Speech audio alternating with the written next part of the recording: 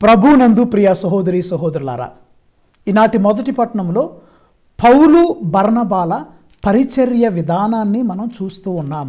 అపోస్తుల కార్యాలు 14వ అధ్యాయం 21వ వచనము నుండి 28వ వచనం వరకు మనం పరిశీలన చేస్తే the mission strategy of Saint Paul and Barnaba. పౌలు బర్నబాలు ఏ విధంగా పరిచర్య చేశారు? ఈ వాక్యం మనం ధ్యానం చేస్తుంటే మనము కూడా మన జీవితంలో పరిచర్య చేసేవారం అయితే, ఫాదర్లుగా, ఉపదేశకులుగా, పాస్టర్లుగా ఉంటే మనం కూడా పరిచర్య ఎలా చేయాలి, లేదా కన్యాస్త్రీలుగా పరిచర్య ఎలా చేయాలంటే అపోస్తుల కార్యాలు 14వ అధ్యాయంలో మనం చూడగలం. నెంబర్ 1, మొట్టమొదటిది అపోస్తుల కార్యాలు 14వ అధ్యాయంలో 22వ వచనం మనం చూస్తే పౌలు బర్నబాలు ఏం చేశారంటే ప్రియులారా, విశ్వాసుల్ని మొట్టమొదటిగా ప్రోత్సహించారు. ఎంకరేజ్మెంట్ చేయాలి, ఎంకరేజ్మెంట్ ఇవ్వాలి విశ్వాసులకి, వాళ్ళని ప్రోత్సహించాలి. ఇక్కడ వాక్యంలో చదువుతున్న అపోస్తుల కార్యాలు 14వ అధ్యాయం 22వ వచనం, అక్కడ శిష్యుల మనస్సులను దృఢపరచి విశ్వాసమందు నిలకడగా ఉండాలని ప్రోత్సహించెను. Praise the lord. ముందుగా మానసికంగా ప్రియులారా వారిని ఏం చేస్తున్నారంటే దృఢపరుస్తున్నారు. తర్వాత విశ్వాసంలో బలంగా ఉండాలని ప్రోత్సహిస్తున్నారు.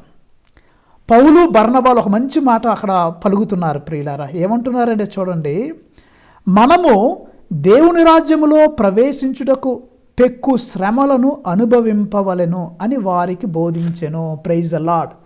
ఫస్ట్ పాయింట్ ఏం చెప్పాను? ఎంకరేజ్ చేయాలన్నా, ప్రోత్సహించాలని చెప్పా, మనసులను బలపరచాలని చెప్పా. పౌలు బర్నబాలు ఏమంటున్నారు చూసారు ప్రియులారా, దేవుని రాజ్యంలో ప్రవేశించాలంటే అంత తేలిక కాదండి, ఇరుకైన మార్గంలో వెళ్ళాలి. దేవుని రాజ్యం అంటే మాటలు కాదు. పౌలు గారు అంటున్నారు పెక్కు శ్రమలు అనుభవించాలి.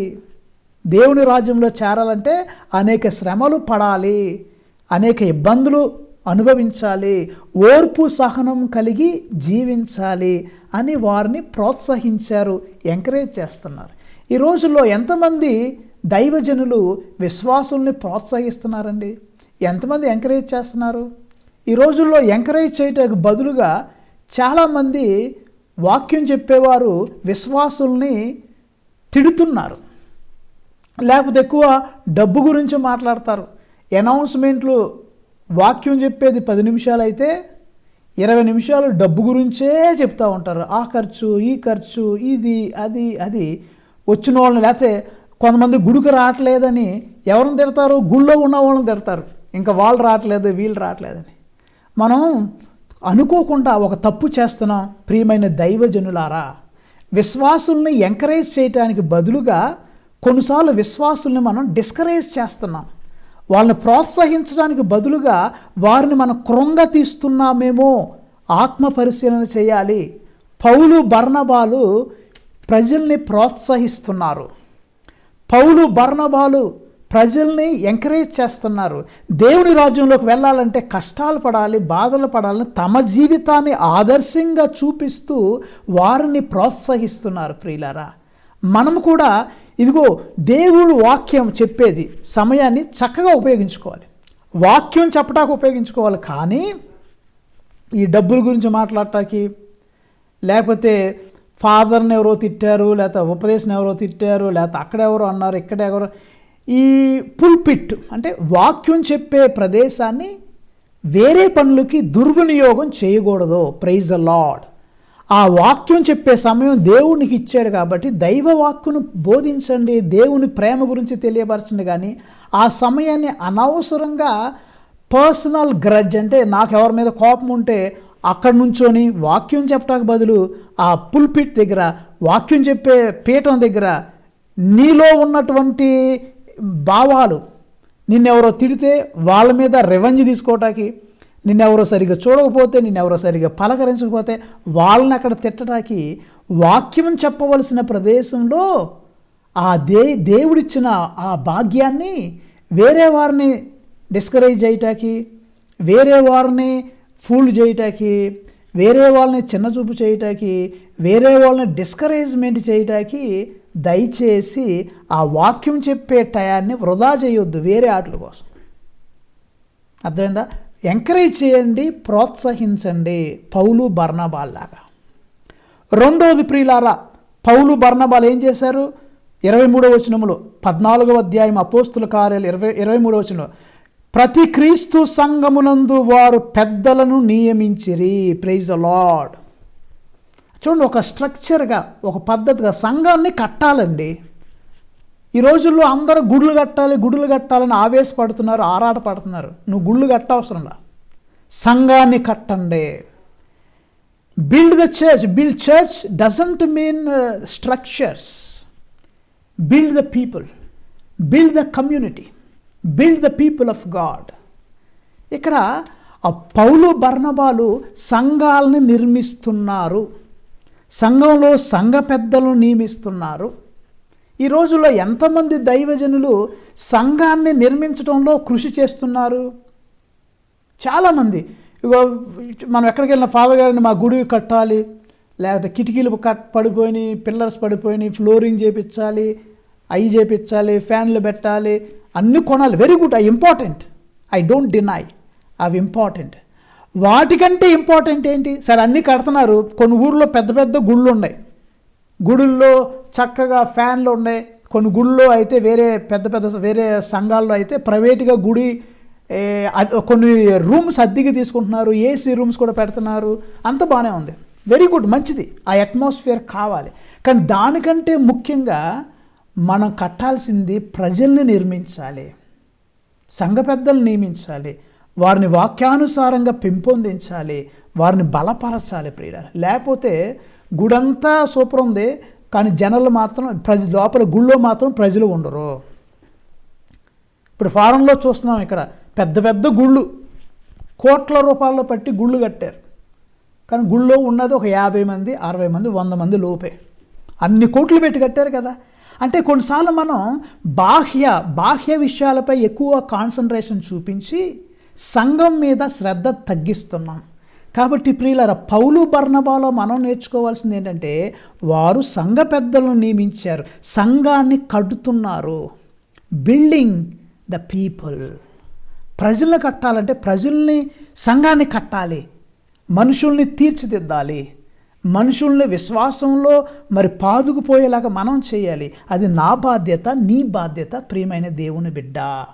తర్వాత ఇంకా ముఖ్యమైన పని పౌలు బర్నబాలు ఏం చేశారంటే ప్రియులారా, సంఘ పెద్దలు నియమించి వారు విశ్వసించిన ప్రభువునకు ప్రార్థనలతో ఉపవాసములతో వారిని అప్పగించరి.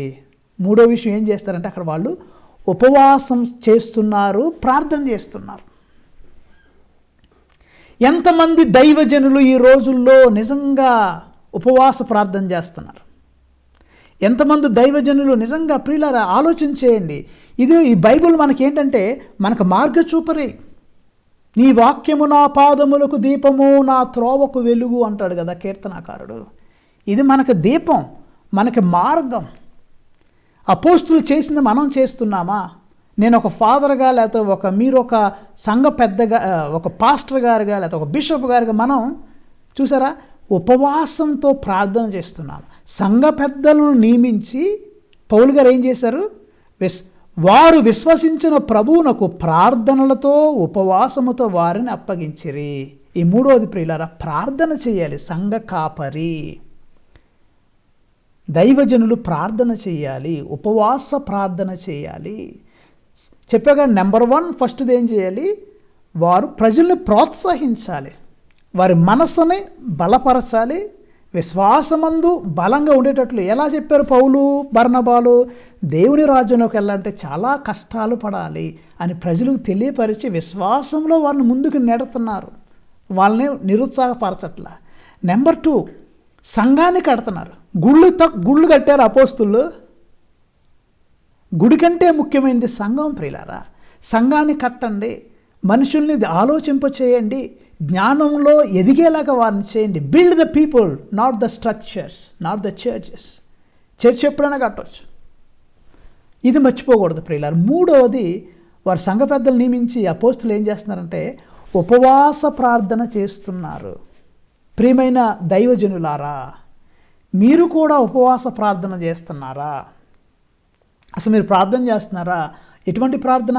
ఉపవాస ప్రార్థన. పౌలు బర్నబాల్లాగా ఉపవాస ప్రార్థన చేసి ఆ సంఘం ఎదగాలి, అక్కడున్న ప్రజలు బలపడాలి, 30 అంతలుగా 60 అంతలు 100 అంతలుగా ఆ సంఘం ఎదగాలంటే సంఘ కాపరి దైవజనుడు ఆ బిడ్డల కొరకు ప్రార్థన చేయాలని పౌలు గారు మనకు నేర్పుతున్నారు.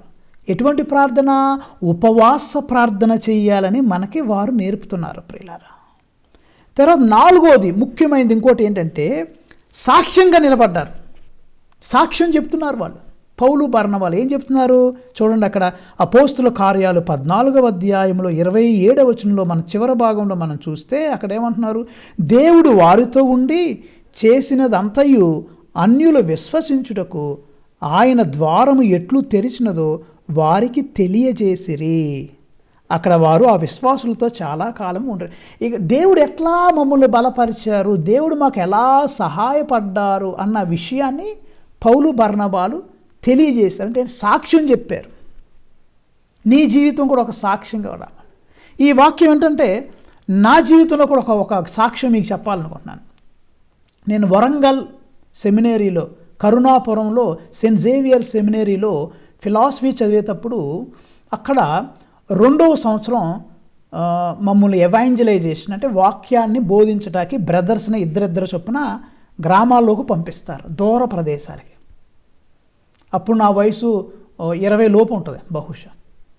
సుమారు నా వయసు అప్పుడు 19-20 సంవత్సరాలు ఉంటుందేమో బహుశా. ఆ టైంలో వెళ్తే అక్కడ అందరూ వేరే ప్రదేశాల్లో దేవుణ్ణి క్రీస్తు ప్రభు గురించి తెలియనటువంటి వారు అక్కడ ప్రజలు. అక్కడ రోజు వాక్యం చెప్తున్నాం, సాయంత్రం పూట ప్రజలను పోగు చేసి ప్రార్థన చేస్తున్నాం. నేను ఇంకో బ్రదర్ సురేందర్ అనే ఓ బ్రదర్, సురేందర్ నేను ఇద్దరం కలిసి ప్రార్థన చేస్తున్నాం, పాటలు పాడుతున్నాం. ఆ ఊరిలో ఒక ఆయన వచ్చి మా ఇద్దరిని చివాట్లు తిట్టాడు, ఇష్టం వచ్చినట్టు అరిచాడు మా మీద. ఏంటి దేవుడు ఏసై అంటున్నారు, మీ దేవుడు అంత గొప్పోడా, మాకు ఇన్ని సంవత్సరాలు వర్షాలు లేవు, కావాలంటే మీ ఏసైని మాకు వర్షం పంపించమనండి, అప్పుడు మేము ఏసైని నమ్ముతాము, మేము జ్ఞానస్నానం తీసుకుంటామని ఆయన మమ్మల్ని సవాలు చేశాడు. ఆ 19-20 సంవత్సరాల వయసులో అప్పుడే వయసులో పెరుగుతున్నాం కదా, మాకేం చేయాలో తెలియక ఇద్దరం ఆ బ్రదర్ నేను ఇద్దరు కన్నీటి ప్రార్థన చేస్తూ జనాభా ముందు, ప్రభువా యేసయ్యా నీకు అవమానం జరగకూడదు, నీ నామానికి మాకు ఇంకా అనుభవం లేదు, మేము ఇంకా చిన్న వయసులోనే ఉన్నాం ప్రభువా, మేము ఇంకా ఎదగలేదు, ఆత్మలో మేము ఎదగలేదు, మాకు చాలా విషయాలు తెలియదు, కానీ నిన్ను బోధించడానికి మేము వచ్చాము ప్రభువా, మాకున్న అజ్ఞానంతోనే నిన్ను బోధించడానికి మేము వచ్చాము, నీ శక్తి మాకు కావాలయ్యా, యేసయ్యా నువ్వు ఒక అద్భుతం చేయి, నీ చిత్తం అయితే అని ప్రార్థన చేశాం ప్రియులారా.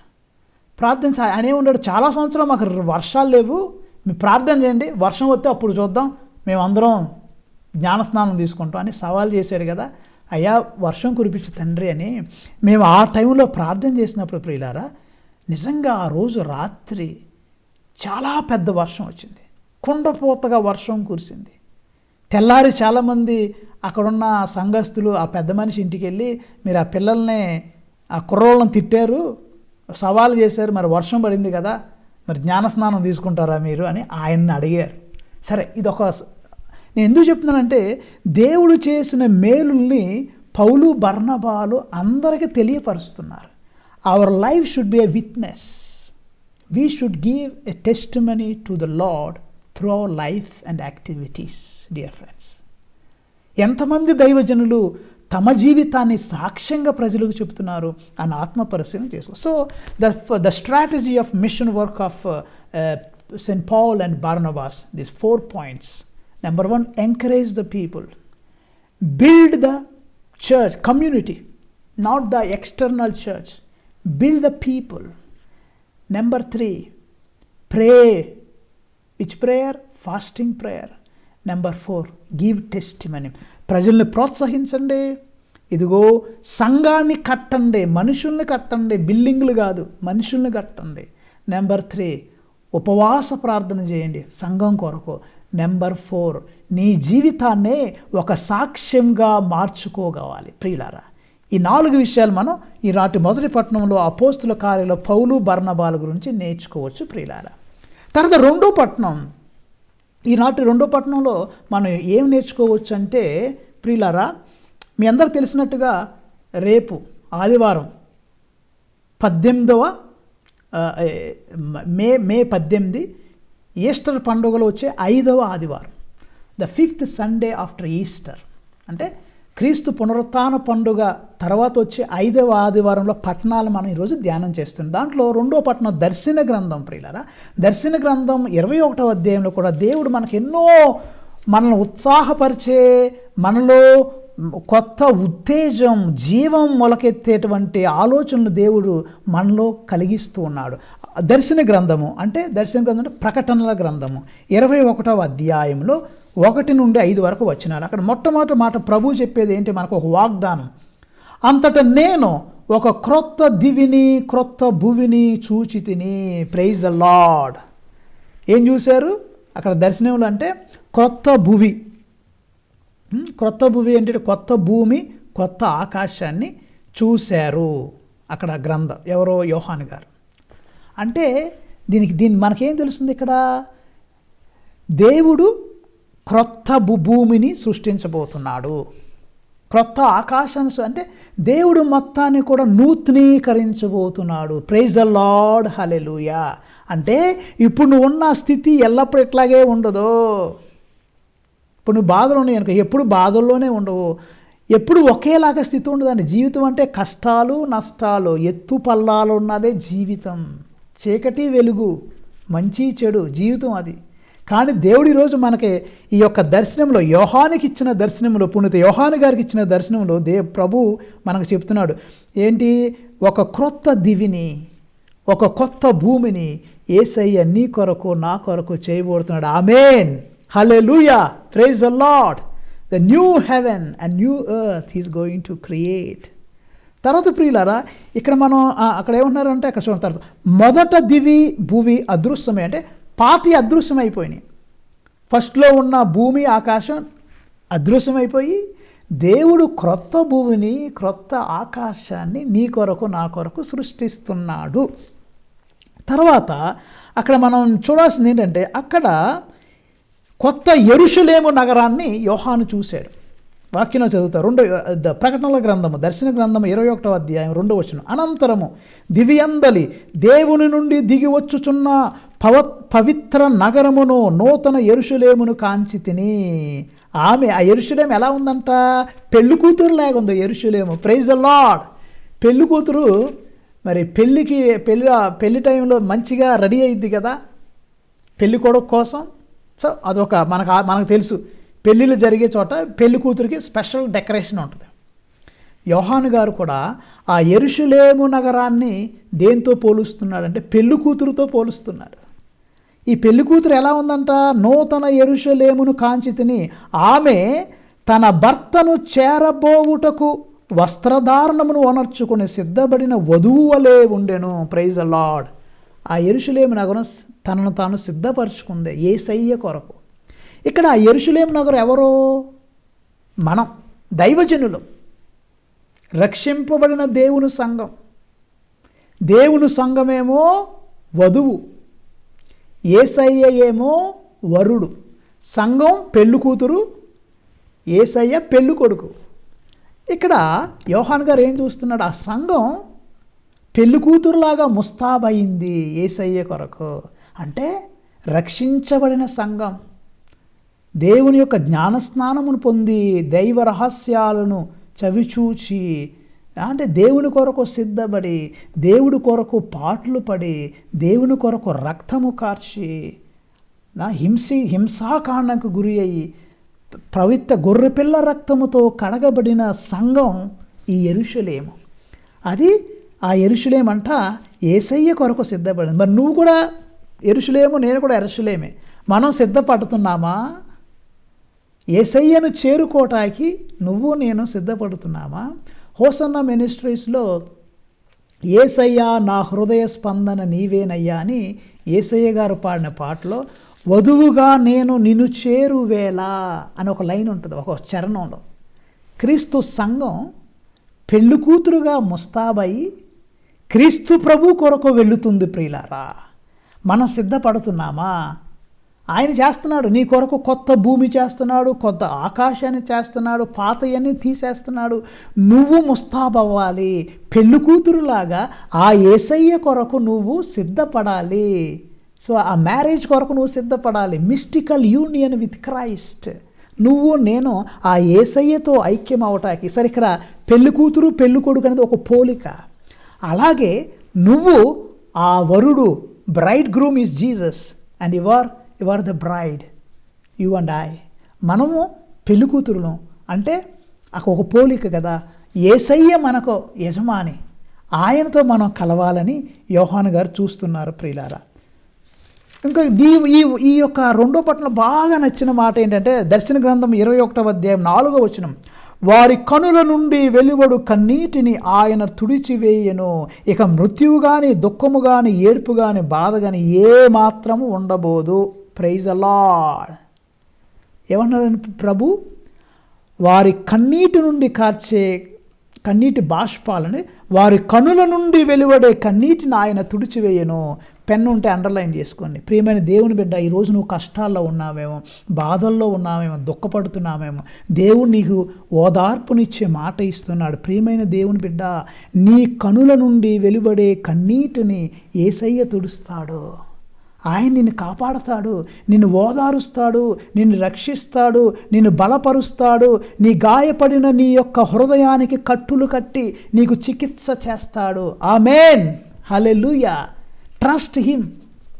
ఆయన నీ కన్నీరు తుడుస్తాడు. మనం చాలాసార్లు మన కష్టాలు మనుషులతో చెప్పుకుంటాం. మనుషులతో చెప్పుకోవటం వల్ల మనం వారి ఎదుట చులకనవుతాం, కానీ మనకు లాభం ఏముండదు. మేబీ మన మనసులో కొంచెం ఒకలాంటి రిలీఫ్ వస్తుంది అంతే. కానీ యేసయ్య దగ్గరికి వెళ్ళు, ఆయనతో నీ బాధ చెప్పుకో. ఆ యేసయ్యతో నీ కన్నీటి, నీ హృదయ వేదన ఆ యేసయ్యతో చెప్పుకో. ఆ సమూవేలు మొదటి గ్రంథంలో సమూవేలు తల్లి అన్న ఉంది కదా, సంతానం లేకపోతే ఏం చేసింది? దేవుని సన్నిధిలోకి వెళ్ళి కన్నీరు మున్నీరుగా ఏడుస్తూ ప్రభు ఎదుట మొరపెట్టుకుంది. దేవుడు సమూవేలు అనే గొప్ప ప్రవక్తని బిడ్డగా దయచేశాడు ప్రియులారా. ఇక్కడ ఆ 4వ వచనం, దర్శన గ్రంథం 21వ అధ్యాయం 4వ వచనం, one of the best verses in the holy Bible. అంటే బైబిల్లో ఉన్న అన్ని మాటలు ఒక గొప్ప మాట. వారి కనుల నుండి వెలువడు కన్నీటిని ఆయన తుడిచివేయును. దేవుడు నీ కన్నీరు తుడుస్తాడు. నువ్వు నమ్ముతున్నావా?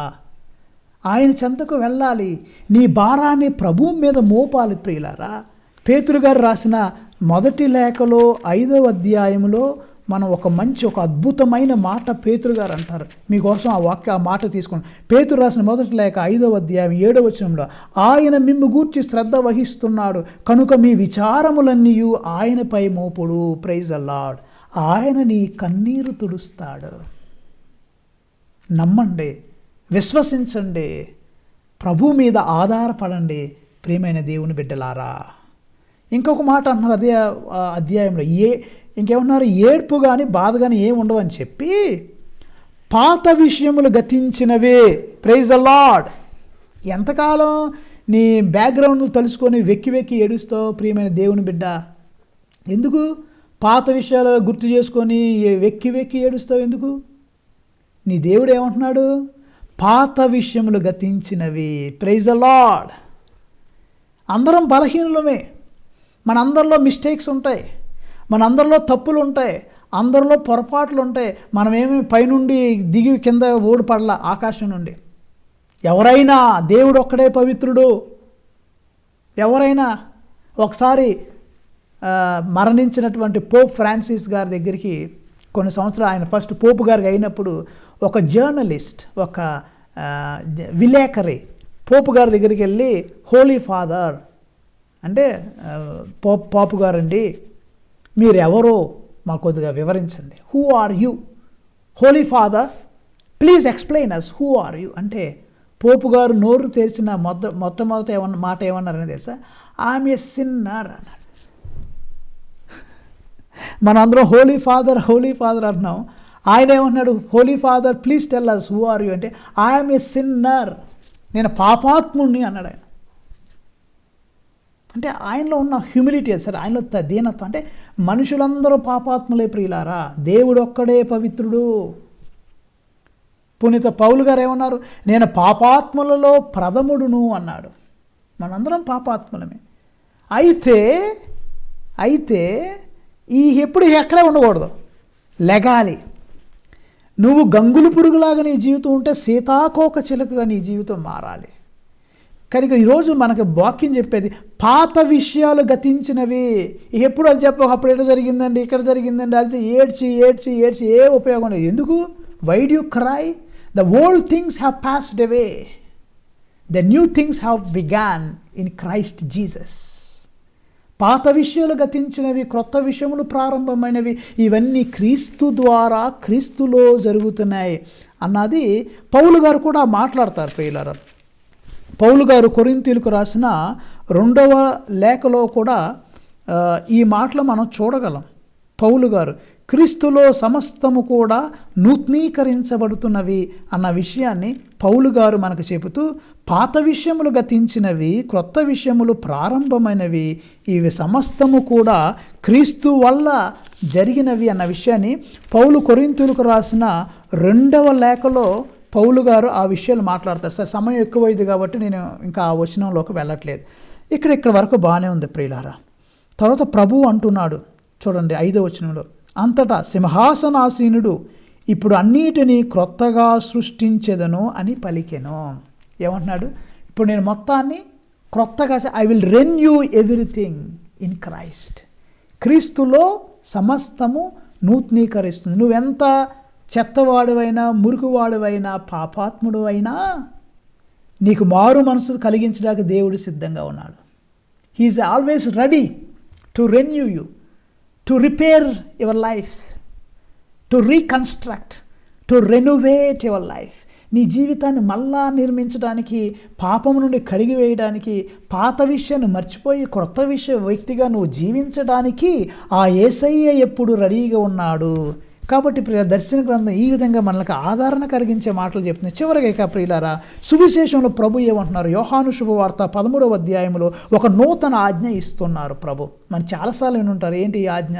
New commandment, love. ఒకప్పుడు ఏమన్నారు? నిన్ను నీవు పాత నిబంధనలు ఏమన్నారు? నిన్ను నీవు ప్రేమించుకున్నట్లే నీ పొరుగువారిని ప్రేమించు అన్నారు. కానీ క్రీస్తు ప్రభు అట్టంట్లా. పాత నిబంధనలు ఏమన్నారు? Love your neighbour as you love your self. పాత రోజుల్లో అలా చెప్పారు.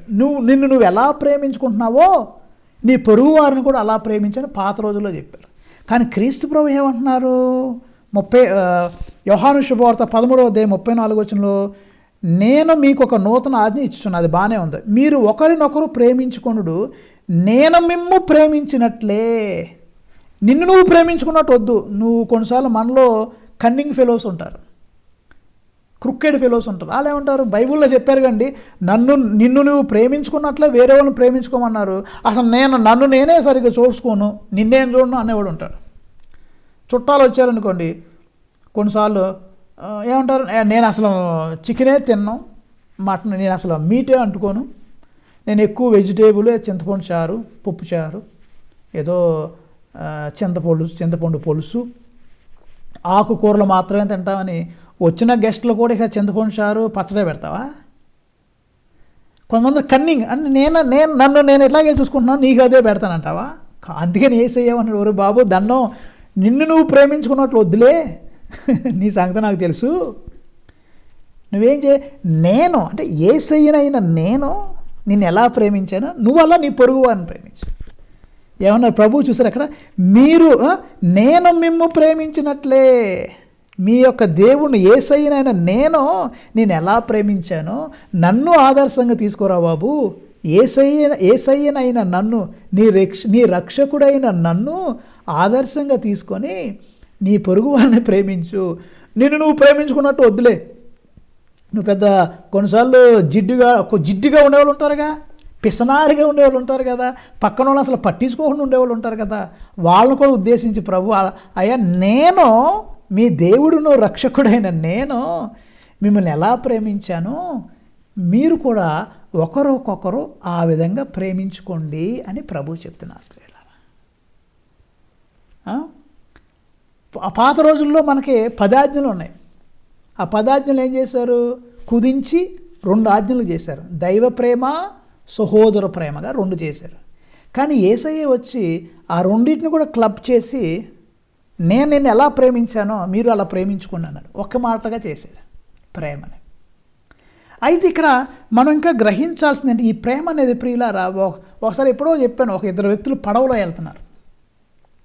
ఇద్దరు బైబిల్ బాగా చదివిన వాళ్ళే. పడవలో వెళ్తున్నారు, ఒక అరగంట మాట్లాడుకున్నారు మార్నింగ్ టైం. అప్పుడు అరగంట తర్వాత ఇద్దరికి ఆకలేస్తుంది. కానీ ఆరిద్దరిలో ఒకడే తెచ్చుకున్నాడు తింటాకి కొన్ని పునుగులు. ఈ తెచ్చుకున్నవాడు ఏం చేశాడు? పునుగులు తీసుకొని ఈ పక్కకి తిరిగి పునుగులు తినటం మొదలుపెట్టాడు. ఆ రెండోవాడు చూసి నాకు ఏమైనా ఇస్తాడేమో అని చూస్తే ఇవ్వట్లా. సరే కనీసం కొద్దిగా చలోక్తిలాగా ఒక మాట అందామని వాడు ఏం చేసా, పక్కనోడు నిన్ను నీవు ప్రేమించుకున్నట్లే నీ పొరుగు వారిని ప్రేమించు అన్నాడు. ఈ పునుగులు తినేవాడు ఎంత తక్కువ, వాడేమన్నాడు? పొరుల సొమ్మును ఆశింపక ఉందువుగాక అన్నాడు. అంటే ఇద్దరికీ బుర్రలో ఉంది జ్ఞానం, తెలివి. జ్ఞానం కూడా అన్నాం, బుర్రలో ఉంది. కానీ బుర్రలో ఉన్నది హృదయంలోకి వెళ్ళా. ఇక్కడే ఉంది, ఏదో బట్టాడు ఆజ్ఞల్ని, ఇక్కడికి వెళ్ళా. మనం ఏం చేయాలంటే ఈ బుర్రలో ఉన్నాయి హృదయంలోకి కూడా వెళ్ళాలి, నీ మనసులోకి వెళ్ళాలి, నీ శరీరంలోకి వెళ్ళాలి, నీ రక్తంలో కలిసిపోవాలి. కాబట్టి ఇప్పుడు మాటలతో కాదు ప్రేమ, చేతలతో చేయాలి. ఇక చివరిగా ఈ మాట చెప్పి నేను వస్తాను. యోహాను శుభవార్త 13వ అధ్యాయం 35వ వచనం, మీరు పరస్పరము ప్రేమ కలిగి ఉన్నచో దానిని బట్టి మీరు నా శిష్యులని అందరూ తెలుసుకుందురు. మనం దేవుని శిష్యులమని మైక్లోనే చెప్పవసరంలా, గంటల వాక్యమే చెప్పవసరంలా.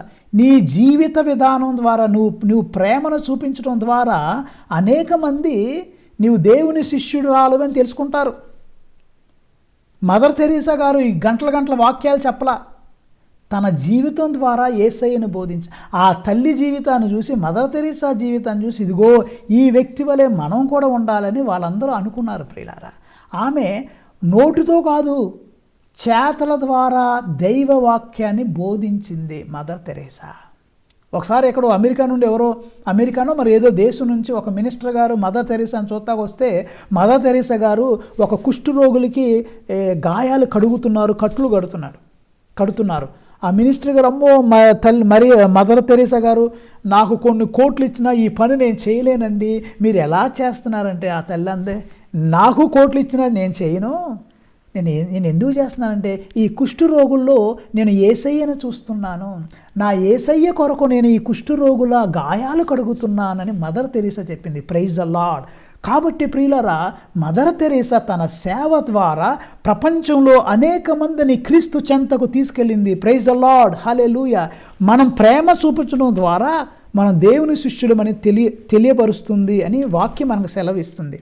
ఏమన్నారు? మీరు పరస్పరము ప్రేమ కలిగి ఉన్నచో దానిని బట్టి మీరు నా శిష్యులని అందరూ తెలుసుకుందరు. ఈ వాక్యాన్ని వింటున్న ప్రియమైన దేవుని బిడ్డలారా, మీరు కూడా ప్రేమ కలిగి జీవించండి. డబ్బులే ఇవ్వవసరం లేదు. ఒక మంచి మాట ద్వారా, ఒక మంచి పలుకుల ద్వారా, వేరే వాళ్ళని దర్శించడం ద్వారా, మంచి జీవితం ద్వారా మనం దేవుని బిడ్డలుగా మనం లోకానికి వెలుగు వలె ఉండాలి. కాబట్టి ఈ మొదటి పట్టణంలో మిషన్ స్ట్రాటజీ, మనం ఏ విధంగా వాక్య పరిచర్య చేయాలి, సంఘాలను కట్టాలి, ప్రోత్సహించాలని పౌలు బర్నబాల ద్వారా తెలుసుకుందాం. దర్శన గ్రంథంలో క్రొత్త భూమి, క్రొత్త ఆకాశం ఉంది.